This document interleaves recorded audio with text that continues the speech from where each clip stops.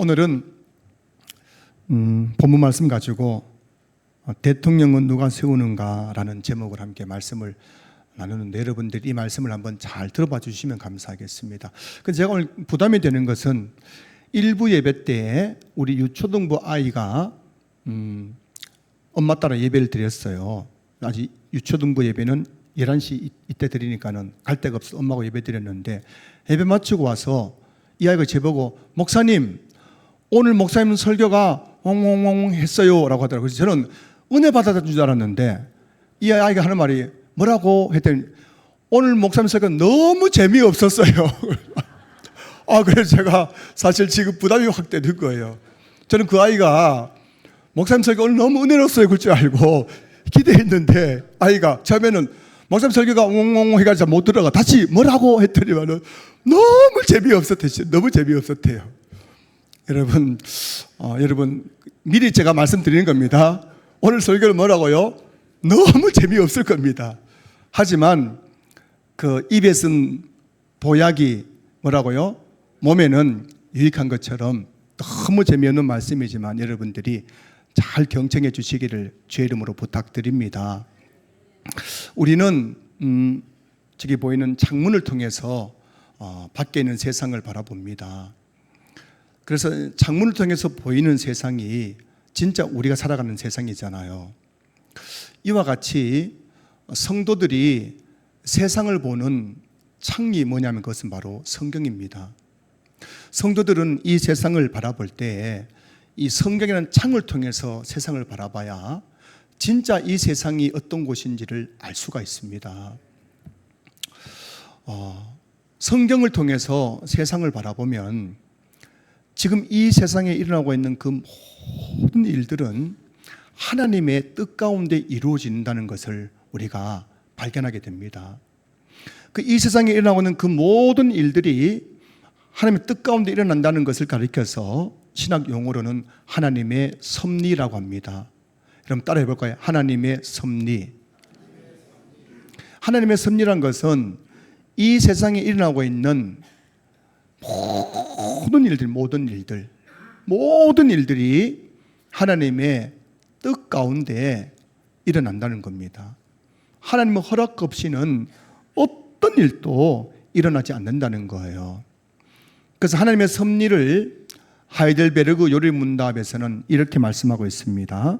하이델베르그 요리문답 27문 보면은 하나님의 섭리란 무엇입니까? 라고 되어 있는데, 여러분 한번 보십시오. 눈으로 보고 기도 들어주십시오. 하나님의 섭리란 하나님께서 항상 지니고 계신 전능하신 능력으로서 하나님께서는 그것으로 하늘과 땅과 모든 만물을 붙드시고 다스리십니다.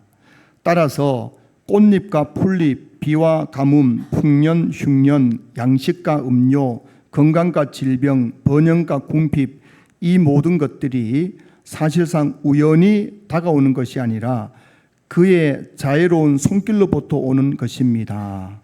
이게 하나님의 섭리라는 거예요.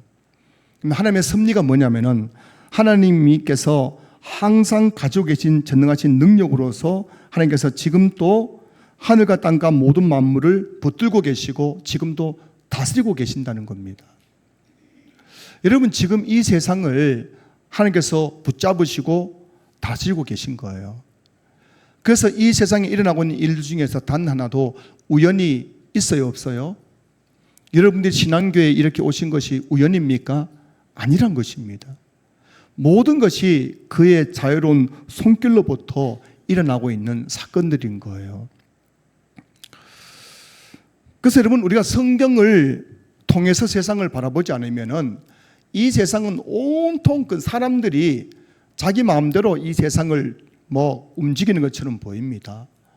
독재자들이 자기 마음대로 독재하는 것 같고, 대통령이 자기 마음대로 정치하는 것 같고, 또 지금 세계 정세가 사람들에 의해서 다 움직이는 것 같아가지고 우리는 이 세상의 이 어떤 부조리, 그리고 또 이 한반도의 지정학적 위치로 말미암아 또 열방의 그 여러 나라들의 어떤 속에서, 틈바구니 속에서 우리 대한민국 큰일 났다라고 말하기도 하고, 모든 것을 그냥 사람이 다 이 세상을 역사를 주관한 것처럼 보여요. 하지만 성경을 통해서 세상을 다 바라보면은 이 세상에 일어나는 모든 일들은 하나님의 뜻 가운데서만 일어나는 것, 하나님의 허락 없이는 일어나지 않는다. 하나님께서 이 모든 일들을 다 섭리하시고 다스리고 있다는 사실을 발견하게 되는 것입니다.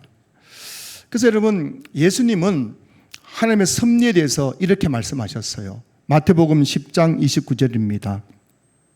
참새 2마리가 한 아사리온에 팔리지 않느냐? 그러나 너희 아버지께서 허락하지 아니하시면 그 하나도 땅에 떨어지지 아니하니라. 이게 예수님께서 하나님의 섭리에 대해서 말씀하신 건데, 여기 나오는 한 아사리온이라는 이 화폐는 당시 로마에서 또 유통되고 있던 작은 동전입니다. 여러분, 동전이니까 얼마나 이 가치가 또 낮겠습니까? 그런데 보시면은 참새 2마리가 한 아사리온에 팔린다는 말씀은 그만큼 하찮은 존재라는 것입니다. 이 참새라는 것이 정말 하찮은 존재라는 거예요. 그런데 오늘 마태복음 10장 29절 말씀 보시면은 이 참새 한 마리도 하나님의 허락 없이는 땅에 떨어져 죽지 않는다는 거예요. 여러분, 우리는 길을 가다가 땅에 떨어져 있는 새들을 볼 때가 있습니다. 까치, 또 여러 가지 이름 모를 새들. 근데 그 새들이 땅에 떨어져 죽는 것도 그냥 죽는 것이 아니라 하나님께서 허락하실 때만 그렇게 땅에 떨어져 죽는다는 겁니다. 참새 한 마리가 죽고 사는 것도 하나님의 섭리에 의해 이루어지는 사건이라는 것이에요.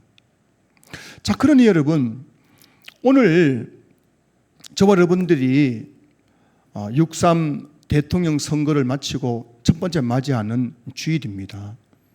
이 대통령 선거를 우리가 어떻게 바라볼 것인가? 그냥 우리가 성경을 보지 않고 그냥 6.3 대통령 선거를 바라보면은 그냥 투표를 했는데 이재명 대통령이 49.24% 득표를 가지고 당선되었다. 우리 국민들이 지금 민주당을 지지한 분들이 더 많고 이재명을 지지한 분들이 더 많다. 뭐 여기까지만 생각하는 거예요. 그런데 성경의 이 창을 통해서 이 바라보면은 이번 대통령 선거를 통해서 이재명이라는 사람을 대통령으로 세우신 분은 하나님이라는 것을 우리가 발견하게 된다는 것입니다. 잠언 16장 33절 보시면은 제비는 사람이 뽑으나 모든 일을 작정하기는 여호와께 있느니라 말씀합니다. 구약 시대에는 하나님의 뜻을 물을 때에 제비를 뽑았습니다. 제사장이 가지고 있는 우림과 둠밈이라는 것이 있는데 구체적인 내용은 생략하고요. 하나님의 뜻이 무엇일까? 그렇게 궁금해할 때에는 이 제비 뽑기를 통해서 하나님의 뜻을 묻고 그렇게 하나님의 뜻을 발견했다는 것이죠. 자, 그런데 오늘 잠언 16장 33절 말씀 보면은 제비는 사람이 뽑지만은 그 제비가 뽑히는 제비, 그 제비가 뽑히도록 그 모든 것을 작정하는 것은 여호와께 있다라고 말씀하고 있는 거예요. 자, 이것을 여러분 오늘 우리에게 적용하면은 어떤 말씀이 될까요? 6월 3일 대통령 선거가 있었습니다. 그리고 전 국민이 만 18세 이상 전 국민들이 다 투표에 참여해서 투표율이 79%인가 좀 된다고 했습니다. 그 국민이 투표를 해가지고 투표는 국민들이 했습니다. 그런데 그 모든 일을 작정하여서 대통령을 선출되게 하신 분은 누구란 말씀입니까? 하나님이란 것입니다. 이게 성경이 우리에게 말씀하고 있는 하나님의 섭리의 영역이란 것입니다. 오늘 본문 1절에서도 하나님의 섭리에 대해서 이렇게 말씀하고 있습니다. 1절 말씀 보시면은 각 사람은 위에 있는 권세들에게 복종하라. 권세는 하나님으로부터 나지 않음이 없나니 모든 권세는 다 하나님께서 정하신 바라라고 되어 있어요. 지금 바울이 로마에 있는 교회에 편지를 보냈습니다. 이 로마서는 바울이 로마에 있는 교회 성도들에게 보낸 편지입니다. 그 편지 가운데에 오늘 본문에 보시면은 너희들은 위에 있는 권세들에게 복종해야 된다. 근데 지금 로마에 있는 권세가 누굽니까? 이 권세란 말을 정부 또는 위정자라고 이렇게 해석을 합니다. 그 지금 로마에 있는 위정자가 누굽니까? 로마 황제겠죠. 그래서 로마에 있는 그리스도인들에게 너희들은 로마에 있는 위정자인 황제에게 복종해야 된다는 겁니다. 그 이유가 뭐냐면은 이유는 한 가지입니다. 그가 지금 정치를 잘하기 때문에 백성들을 살기 좋게 만들기 때문에 복지국가를 만들기 때문에 복종하는 것이 아니라 너희들이 로마라는 그런 도시에서 살면서 로마 황제의 그 통치하에 살아갈 때에는 너희들이 반드시 그가 좋은 황제든 나쁜 황제든 그가 어떤 것 상관없이 그의 권위를 인정해야 되는데 그 이유가 뭐냐면은 그를 세우신 분이 누구기 때문이란 말입니까? 하나님이기 때문이란 것입니다. 그런 그 내용이 오늘 1절 말씀 아닙니까? 건세는 하나님으로부터 나지 않음이 없나니 모든 건세는 다 하나님께서 정하신 바라라고 말씀하고 있는 거예요. 분명 사람이 선거를 통해서 대통령을 뽑지만은 선거라는 그 제도를 통해서 사람을 통해서 대통령을 세우는 분은 하나님이란 것입니다. 그 구체적인 그 섭리의 그 내용은 모를 수 있어요. 그렇지만 하나님께서 그 시대에 그 나라에 그 어떤 환경에 적합한 사람들을 하나님께서 친히 세우신다는 겁니다. 로마서는 이 바울이 로마에 있는 교회에 보낸 편지라고 했지 않습니까? 그 로마라는 도시가 어떤 도시입니까? 당시에 그 제국으로서 패권 국가입니다. 그래서 이 로마 황제는 대외적으로는 전쟁을 통해서 수많은 나라를 정복하고 수많은 사람을 죽이는 그런 정복자였습니다. 잔인한 사람이었어요. 국내적으로는 그 자신의 권력을 위해서 로마 제국 안에 있는 모든 피지배 그 나라들을 억압해가지고 그들로 하여금 세금을 걷어내고 그들이 황제에게 복종하도록 그들을 박해하고 탄압하는 왕이 바로 로마 황제였습니다. 그런 점에서 로마에 있는 그리스도인들에게 로마 황제는 그리스도인을 박해하는 원수 같은 존재였어요. 정말 이가 갈리는 존재였습니다. 그런데도 불구하고 바울은 너희들이 그 권세에 복종해야 된다. 이유는 한 가지입니다. 하나님께서 그를 세우셨기 때문이다. 말씀하고 있는 거예요. 더 나아가서 오늘 4절 말씀은 이 로마 황제를 가리켜서 하나님의 사역자라고 말하고 있고 6절에서는 하나님의 일꾼이라고 말하고 있습니다. 그리스도인들을 가장 박해했던 로마 황제를 가리켜서 오늘 본문을 보면은 하나님의 사역자라고 하나님의 일꾼이라고 말씀하고 있다는 겁니다. 로마 역사상 가장 기독교를 박해했던 황제는 네로 황제, 도미티안 황제라고 합니다.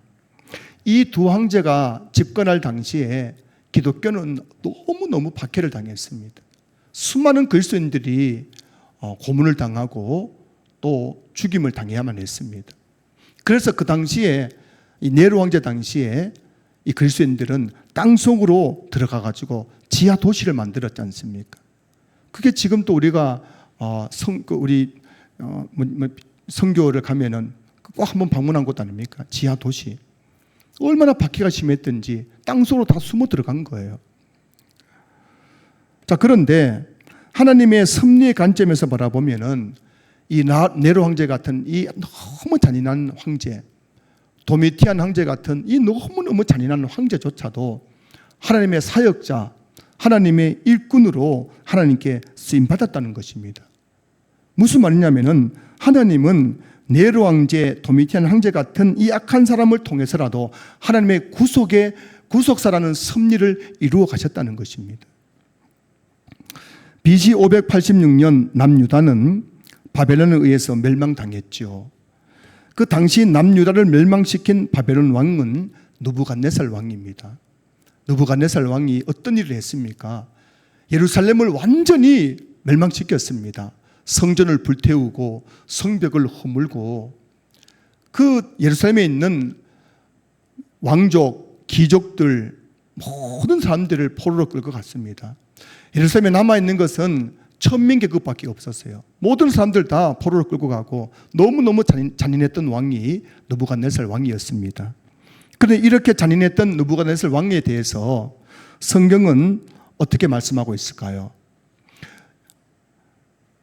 예레미야 27장 6절 말씀 보면은 이제 내가 이 모든 땅을 내 종 바벨론의 왕 느부갓네살의 손에 주고 또 들짐승들을 그에게 주어서 섬기게 하였나니 라고 말씀하고 있어요. 하나님은 남유다 백성들을 죽이고 멸망시킨 이 느부갓네살 왕을 내 종이라고 말씀하고 있다는 겁니다. 여러분 이해할 수 없잖아요. 이 예레미야 27장 6절 말씀을 들었을 때 그 예루살렘 백성들이 이것을 받아들일 수 있었겠습니까? 우리를 죽이고 우리를 멸망시킨 그 왕을 하나님은 내 종이라고 말하고 있다는 것을 어떻게 받아들일 수 있었겠습니까? 하며 그 섭리의 관점으로 바라보지 않으면 이게 받아들일 수 없는 일이었습니다. 고레스 왕은 바벨론 제국을 무너뜨리고 페르시아 제국을 건설한 왕입니다. BC 539년 그는 바벨론을 멸망시키고 명실공히 고대 근동의 절대 권력자가 되었습니다. 여러분 느부갓네살 왕보다 더 잔인했던 왕이 고레스 왕이었습니다. 느부갓네살도 잔인했지만 고레스 왕은 느부갓네살의 바벨론을 멸망시킬 만큼 너무너무 잔인한 사람이었어요. 그런데 이 고레스에 대해서 성경이 뭐라고 말씀하고 있습니까? 이사야 44장 28절 말씀 보세요. 고레스에 대하여는 이르기를 내 목자라 그가 나의 모든 기쁨을 성취하리라 하며 예루살렘에 대하여는 이르기를 중건되리라 하며 성전에 대하여는 내 기초가 놓여지리라 하는 자니라. 여러분 오늘 본 말씀 보세요. 지금 이 고레스라는 이 사람은 김정은보다 더 악독한 사람이에요. 푸틴, 시진핑 이런 사람들하고 비교할 수 없을 만큼 많은 사람을 죽이고 너무너무 잔인했던 왕이었습니다. 그런데 그 고레스에 대해서 하나님은 뭐라고 말씀하고 있다고요? 이사야 44장 28절에 고레스에 대하여는 이르기를 내 목자라. 고레스는 내 목자라고 합니다. 그렇게 잔인한 고레스를 내 목자라고 말씀하고 있는 거예요. 근데 그 왜 이 고레스가 하나님의 목자인가? 그 이유가 뭐냐면은 그가 나의 모든 기쁨을 성취하리라 라고 되어 있는 거예요. 비록 너무너무 잔인했던 고레스 왕이었지만 하나님께서는 이 역사를 주관하신 하나님의 보시기에는 하나님은 그를 통해서 하나님의 모든 기쁨을 성취하게 하셨다는 것입니다. 그래서 여러분 우리가 이 세상 보는 눈하고 하나님이 세상을 보는 눈은 너무나 다른 거예요. 우리는 김정은은 이제 죽일 놈, 나쁜 놈이라고 하는 거죠. 우리는 대통령을 뽑아놓고서도 한편에서는 저 죽일 놈이라고 한편에서는 잘 뽑았다 하는 겁니다. 그런데 하나님 보시기에는 어떤 독재자 할지라도 느부갓네살 왕이라 할지라도 고레스 왕이라 할지라도 하나님 보시기에는 내 종이고 내 목자예요. 왜냐하면 하나님은 그들을 통해서 하나님의 구속사라는 섭리를 이루어 가시기 때문인 것입니다. 이 고레스가 어떤 왕이었습니까? 고레스는 정말 잔인했던 왕이었지만 이 고레스가 바벨론의 포로로 끌려간 이스라엘 백성들을 고국으로 돌아가도록 기한을 하도록 명령했던 왕이었어요. 그리고 성전을 다시 건축하게 하고 예루살렘 성벽을 다시 건축할 수 있는 기초를 마련해 준 왕이 바로 이 고레스 왕이었다는 것입니다. 우리가 보기에는 당시 이스라엘 백성들 보기에는 너무너무 잔인한 사람이었지만 하나님은 그를 통해서 이스라엘을 다시 회복시킨 일에 그를 사용했던 것입니다. 2024년 기준으로 유엔이 정한 우리 이 전 세계 국가 수가 195개라고 합니다. 지금 이 지구 안에는 유엔이 인정하는 나라가 195개랍니다. 그 195개 나라마다 대통령이든 총리든 다 통치자가 세워졌습니다. 나라마다 선거 방법은 다릅니다. 교황을 선출하는 그 선출 방법이 있는 것처럼 또 나라마다 대통령, 총리 선출 방식은 다르지만 선거 제도는 다르지만 우리가 중요한 건 한 가지 뭐냐면은 각 나라마다 이런저런 선거 제도를 통해서 통치자를 뽑습니다. 세우지만 그러나 그 모든 일을 작정하신 분은 누구란 말입니까? 하나님이란 것입니다. 이걸 우리가 볼 수 있어야 되는 거예요. 이것은 성경을 통해서만 볼 수 있는 겁니다. 이 성경의 창을 통해서 세상을 바라보면은 북한에 김정은이 세워진 것도 우리는 정말 이해할 수 없지만, 북한에서 고통당하는 그 사람들을 바라보면 이해할 수 없지만은 하나님이 세우셨구나. 푸틴 대통령, 트럼프 대통령, 이 모든 사람들을 세우신 것은 하나님이란 것을 우리는 알 수가 있는 거예요. 만약 우리가 그냥 이 성경을 도외시하고 세상을 바라보면 우리 대한민국은 북한, 또 중국, 러시아, 미국 이 열국 속의 틈바구니 속에서 참 너무너무 불안할 수밖에 없는 것입니다. 그래서 이 대한민국의 미래가 그냥 막 독재자들 손에 달려있는 것 같아요. 푸틴에게, 시진핑에 의해서, 트럼프에 의해서 막 대한민국이 미래가 결정되는 것처럼 여겨집니다. 하지만 여러분, 그들은 다 하나님의 섭리를 위해서 쓰임받는 도구에 불과한 거예요. 이 대한민국의 미래를 손에 쥐고 계신 분은 하나님이시라는 것입니다. 하나님은 이런 독재자들, 우리 대한민국 주변에 있는 열국들에 있는 통치자들을 사용해서 이 대한민국의 미래를 그 놀라운 섭리 가운데 이끌어 가시고 계신다는 것입니다. 잠언 16장 4절 말씀 보시면은 여호와께서 온갖 것을 그 쓰임에 적당하게 지으셨나니 악인도 악한 날에 적당하게 하셨느니라. 여러분, 잠언 16장 4절 말씀 보세요. 하나님께서 악인도 악한 날에 적당하게 쓰시려고 지으셨다는 겁니다. 이게 하나님의 섭리라는 것을 우리가 이해를 해야 되는 겁니다. 우리가 정말 인간적으로는 이해가 하고 납득할 수 없고 받아들일 수 없다 할지라도 악인도 악한 날에 쓰실 일이 있기 때문에 그들을 하나님께서 지으시고 그 자리에 세우셨다는 것을 말씀하고 있는 거예요. 지난 6월 3일 제21대 대통령 선거를 통해 이재명 대통령이 49.42%의 득표율로 당선되었습니다. 다른 말로 하면은 지금 대한민국 국민 과반수는 내가 원하지 않은 대통령을 당선된 것을 지금 상황에 놓여 있는 거예요. 한쪽에서는 과반수는 내가 뽑은 대통령 됐다고 좋아하고 있고, 또 과반수는 한쪽에서는 왜 저런 사람이 대통령 됐냐고 지금 굉장히 우려하고 있는 분들도 많습니다. 그래서 지금 대한민국 국론이 점점 더 분열될 상황에 놓여 있는 거예요.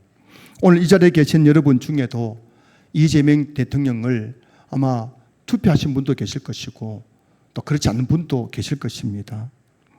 자, 그렇다면 여러분, 그리스도인으로서 우리는 제21대 대통령 이재명 대통령을 어떻게 우리가 바라봐야 할까요? 우리가 내가 뽑았든 안 뽑았든 우리 그리스도인으로서 지금 하나님께서 세워진 이 이재명 대통령을 어떻게 바라봐야 할 것인가? 다시 오늘 본문 1절 말씀 돌아갑니다. 각 사람은 위에 있는 권세들에게 복종하라.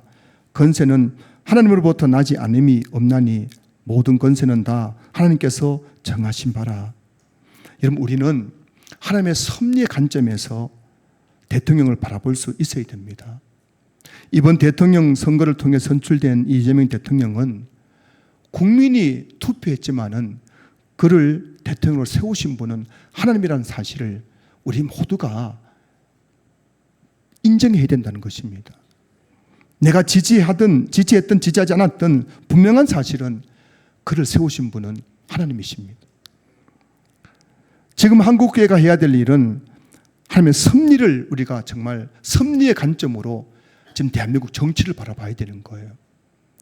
이걸 놓쳐버리면 우리는 극단적인 분열주의로 대한민국이 갈 수밖에 없습니다. 하나님의 섭리의 그 어떤 눈으로 대한민국을 바라보면서 내가 비록 지지하지 않지만은 이재명 대통령을 세우신 분은 하나님의 사실을 인정하면서 우리는 그를 위해서 그의 권위에 복종하고 그를 위해서 기도해야 되는 거예요. 지금 교회가 해야 될 일은 세워진 대통령을 위해서 우리가 정말 기도해야 됩니다. 하나님, 이재명 대통령 마음속에 하나님을 두려워하는 마음을 부어주십시오. 그의 마음을 감동 감화시키시사 그의 모든 정책이 하나님의 공의와 정의를 시행케 하여 주시옵소서. 그의 하는 모든 일들마다 하나님의 말씀에 부합하는 정책을 펼치게 해달라고, 이재명 대통령을 하나님의 사역자로, 하나님의 일꾼으로, 하나님의 목자로 사용해 달라고 그렇게 기도해야 되는 겁니다. 이게 바로 하나님의 섭리를 우리가 믿는 한국교회와 성도들이 해야 될 가장 중요한 일이라는 것입니다. 어떤 정권이 들어서든 교회는 대통령을 욕하거나 비난하면 안 되는 거예요. 우리가 교회는 어떤 정권이 들어서든 하나님의 섭리의 관점으로 그 정권을 바라보면서 그에 대해서 함부로 말하거나 비난하거나 또 저항해서는 안 된다는 것입니다. 무엇 때문입니까? 2절 말씀 보세요. 그러므로 권세를 거스르는 자는 하나님의 명을 거스름이니 거스르는 자들은 심판을 자찰이라. 여기서 거스르다는 이 헬라 단어의 의미는 저항하다는 거예요. 하나님께서 세운 권세에 저항하는 것은 곧 하나님의 명에 저항하는 것이라는 것입니다. 여러분, 성도들 여러분들 아셔야 됩니다. 여기 계신 분들 중에는 정치적인 성향으로 보수도 있고 진보도 계실 것입니다. 여러분이 진보적인 성향 가지고 계시든 보수적인 성향 가지고 계시든 상관없이 여러분들이 세워진 대통령에 대해서 함부로 말하고 함부로 판단하고 그에게 저항하는 것은 하나님을 대적하는 것이라는 것을 아셔야 된다는 겁니다. 이게 바로 하나님께서 세우신 질서인 것입니다. 예수님 당시 이스라엘은 로마의 압제를 받고 있었어요. 예수님께서 공생의 사역을 할 당시 마태, 마가, 누가, 요한복음이 기록될 당시에 예수님께서 하시는 공생의 사역하실 동안에 이스라엘 백성들은 로마의 압제로 말미암아서 너무너무 힘든 상황이 있었습니다. 그래서 그들의 소원이 뭐였냐면은 구약에 예언된 메시아가 빨리 이 땅에 오셔가지고 우리를 이 로마의 압제에서 해방시켜 주시기를 간절히 그들이 기도하고 고대했던 것입니다. 그런데 예수님 보시니까는 예수님께서 기적을 행하시고 귀신을 쫓아내시고 하시는 말씀이 너무너무 듣도 보도 못한 그런 아주 좋은 말씀을 하니까는 이분이 구약에 예언된 메시아가 아닐까 싶어서 제자들도 그렇고 그를 따르는 백성들도 그렇고 예수님을 통해서 예수님께서 이 로마 압제에서 우리를 해방시켜 줄 정치적 메시아로 기대했던 것입니다. 하지만 예수님은 한 번도 공생의 기간 가운데 정치 이야기하지 않았습니다. 로마 황제에 대해서 이렇다 저렇다 말씀하지 않았어요. 여러분, 복음서 보십시오. 복음서 어디에도 예수님은 고통당하는 이스라엘 백성들을 위해서 정치적인 행동을 하지 않았습니다. 왜 예수님께서는 그렇게 고통당하는 이스라엘 백성들을 보면서도 그렇게 한마디만 하시면은 12군단 되는 더 천사를 보내가지고 로마 압제에서 그들 해방시켜 줄 수 있음에도 불구하고 그렇게 잠잠히 계셨던 것일까요? 왜 정치에 가지 않고 왜 로마 황제에 대해서 이렇다 저렇다 말하지 않았던 것일까요? 그 이유는 한 가지입니다. 지금 그들이 처해 있는 그 상황조차도 하나님의 섭리 가운데 일어나고 있는 사건이었기 때문입니다. 사랑하는 성도 여러분, 하나님의 섭리는 보존, 협력, 통치라는 세 가지 요소로 이루어져 있어요. 좀 어려운 말이죠. 그러니까 여러분이 일부 예배 때 유초등 아이가 제 설교 듣고 나서 너무 재미없어요. 여러분도 지금 표정 보니까 재미없어서 지금 막 죽을 지경인 것 같아요. 그래도 들으십시오. 여러분, 아무리 엄마가 해주는 밥이 맛없어도 그 먹어야 사는 줄로 믿습니다. 여러분들이 꾸역꾸역 그 삼키시기 바랍니다. 입을 딱 벌리고 꾸역꾸역 맛없어도 재미없어도 이 말씀 듣고 여러분들이 생각을 하셔야 됩니다. 하나님의 섭리는 보존, 협력, 통치라는 세 가지 요소로 이루어져 있어요. 하나님께서 이 세상에 일어나는 모든 일들을 하나님께서 주관하시는데 보존하시고 사람들과 함께 협력하시면서 이 세상을 통치하시고 다스리고 계신다는 것입니다. 자, 근데 여러분, 보존과 통치는 전적으로 하나님께서 하신 일인데 협력은 뭐냐면은 협력은 하나님께서 사람과 협력해서 하나님의 섭리를 이루어 가신다는 겁니다. 그 하나님은 혼자 일하시는 분이 아니라 하나님은 사람을 통해서 일하심으로 하나님의 섭리를 이루어 가시는 거예요. 그런 점에서 저와 여러분들은 하나님의 섭리의 협력자로 부름받은 사람들입니다. 하나님은 저와 여러분을 통해서 하나님의 섭리를 이루어 가시는 거예요. 이 땅에 하나님 나라를 세워 가시는 것입니다. 그래서 저와 여러분들이 기억할 것은 나는 누구냐? 나는 하나님의 섭리의 협력자다. 따라하세요. 나는 하나님의 섭리의 협력자로 부름받았습니다. 그래서 우리는 하나님의 섭리가 이루어지는 그 과정 속에서 하나님의 그 섭리의 협력자로 부름받은 사람이에요. 하나님은 우리를 통해서 하나님의 뜻이 이 땅 가운데 이루어지기를 원하시는 겁니다. 그래서 오늘 제가 여러분들께 두 가지 말씀드리고 싶어요. 결론적으로 우리가 하나님의 섭리의 협력자로서 해야 될 두 가지가 있습니다. 두 가지 있는데 한번 잘 들어보세요. 첫 번째 뭐냐면은 성도들은 앞으로 선거할 때에, 투표할 때에 반드시 후보를 잘 분별해서 투표를 해야 된다는 것입니다. 지금 우리나라 국민들은 대부분 어떻게 하느냐? 후보의 인물됨, 후보의 정책은 전혀 보지 않습니다. 공약은 보지 않아요. 뭘 봅니까? 민주당이냐 국민의당이냐 그거 보고 투표해 버리는 거예요. 지금 이 사람이 차별금지법 법안을 찬성하는지 반대하는지 이런 거 안 봅니다. 이 사람이 지금 교회를 박해하려고 하는지 아닌지 그거 보지 않아요. 무조건 내가 지지하는 정당 후보를 선출해 버리는 겁니다.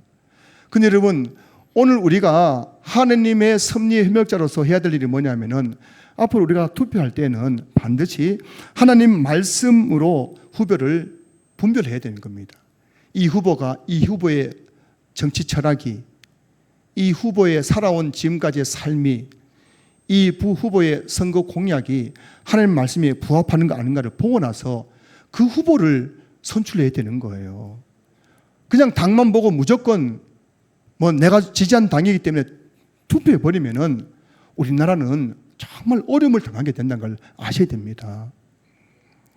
두 번째는 비록 대통령이라든지 위정자들을 함께 세우셨지만은 그러나 그 위정자들을 무조건 지지해서는 안 된다는 것입니다. 내가 뽑은 대통령이 어떤 짓을 하더라도 그냥 무조건 지지해서는 안 된다는 거예요. 만약 대통령이 하나님의 말씀에 위반되는 법을 집행하고 정책을 펼쳐나간다면 교회와 성도들은 거기에 대해서 반대해야 되는 겁니다. 그냥 무조건 내가 뽑은 대통령이니까는 어떻게 하든 잘하겠지 해가지고 무조건 지지하면 우리나라는 점점 어려워지게 된다는 거예요. 대통령이 차별금지법을 통과하고 국회에 차별금지 통과하고 교회를 막 없애려는 정책을 펼쳐나가고 기독교를 박해하는 정책을 펼쳐나가고 할 때에는 교회는 거기에 대해서 반드시 목소리를 내야 된다는 겁니다. 여러분, 정치와 신앙은 구분되어야 됩니다. 잘 보세요. 설교 마무리 단계입니다. 이제 눈을 뜨세요. 이제 눈 뜨셔도 됩니다. 정치와 신앙은 다른 겁니다. 자, 보세요. 대통령의 외교 정책, 대통령의 경제 정책에 대해서는 교회가 말하면 안 되는 거예요. 대통령이 왜 그런 외교 정책 하느냐, 왜 그런 경제 정책 하느냐, 왜 그런 부동산 정책 하느냐, 이거 교회가 할 말이 아닙니다. 그건 정치 참여인 겁니다. 정치에 관여하는 겁니다. 교회는 정치하는 곳이 아니거든요. 이런 것에 대해서는 교회는 단지 기도할 뿐이에요. 하나님, 대통령이, 정부가 이런 정책을 통해서 나라를 잘 이끌어갈 수 있게 해달라고 기도하는 겁니다. 그런데 대통령이 차별금지법을 통과하고 국회에서 차별금지법을 통과하고 대통령이 법으로 기독교를 박해하려는 법안을 통과하려고 하면은 이거는 정치 문제가 아니고 이거 신앙 문제이기 때문에 교회는 거기에 대해서 함께 하나가 돼서 목소리를 내고 거기에 대해서 반대를 해야 된다는 겁니다. 작년 10월 27일 차별금지법 국회 통과를 반대하는 한국의 연합 집회가 있었지 않습니까? 이거 정치 집회가 아니었습니다. 우리 교회도 갔잖아요. 우리 갔던 이유는 한 가지입니다. 이것은 정치가 아니라 신앙의 문제이기 때문입니다. 진리의 문제이기 때문입니다. 아니 지금 차별금지법 통과되면 동성애가 합법화되고 동성이 성관계가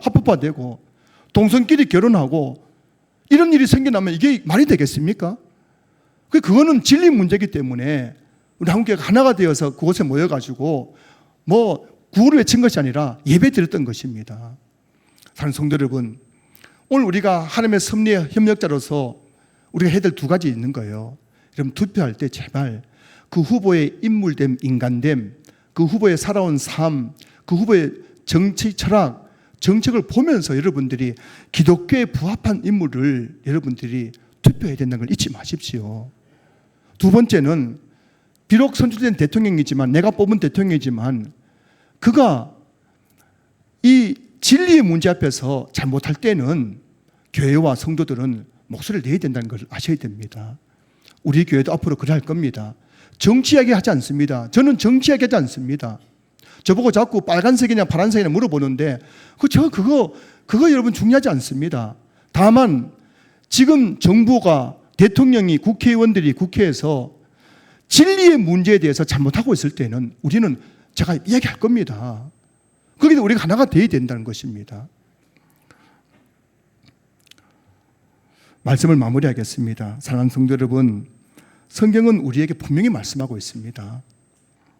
대통령은 누가 세우는가? 여러분, 대통령 누가 세웁니까? 여러분이 대통령 뽑았습니까? 아닙니다. 여러분, 그것은 세상 사람들의 생각입니다. 우리는 6월 3일 대통령 선거를 성경의 창으로 바라봐야 됩니다. 대통령을 세운 분은 하나님이심을 여러분들이 믿음으로 고백하고 인정할 수 있기를 주님을 축복합니다.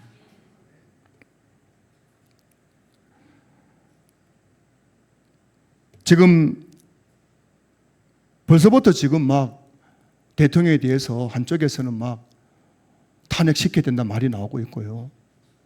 한쪽에서는 지금 또 지지하는 집회도 하고, 지난 주말에도 서울 한복판에서 대통령 지지 집회, 반대 집회가 열리고 이런 게 대한민국 현실. 거기에 많은 기독교인들이 있습니다. 목회자들이 거기에 주동해가지고 하는 집회도 있는 거예요. 이것은 정말 잘못됩니다. 교회는 정치 찬양하면 안 됩니다. 다만 진리의 문제 앞에서 교회는 목소리를 내야 된다는 것을 우리 신앙교 성도들은 꼭 기억할 수 있기를 주님의 이름으로 축복합니다. 그래서 이곳에 계신 우리 모든 성도님들이 하나님의 섭리의 관점으로 대한민국의 현실을 바라보면서 대통령의 권위를 인정하고 그의 정책에 순복하면서 하나님의 섭리의 협력자로서 인받을 수 있기를 주님의 이름으로 축복합니다.